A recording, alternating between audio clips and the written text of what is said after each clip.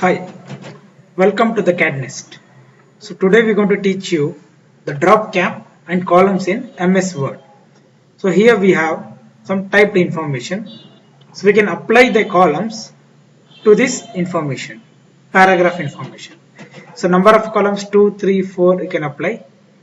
So first select the type of text. Select the type of text and zoom in. So page layout, columns. So 1, 2, 3, left or right. Left is nothing but a small column and bigger column. So I will choose the 3 columns.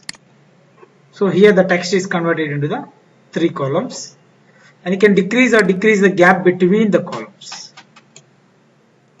So the alignment is left alignment.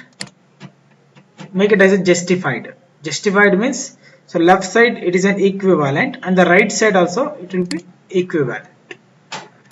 And this is the applying the drop columns in MS Word, and we're going to apply now the drop cap.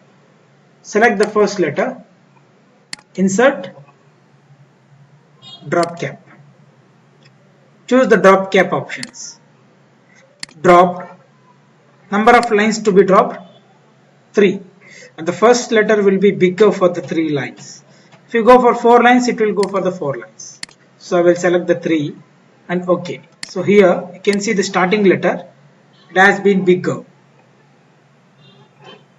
So here click the cursor inside anywhere and insert on clip art. So I'm going to apply the clip art here. So the clip art has been come here. So we can put this text around the clip art. So right click on the clip art, wrapping, tight. It's nothing but the text will be surrounded in the clip art. So I'm moving the clip art. So this is how to apply the clip art and drop cap and columns as like a newspaper tag. Thank you for watching.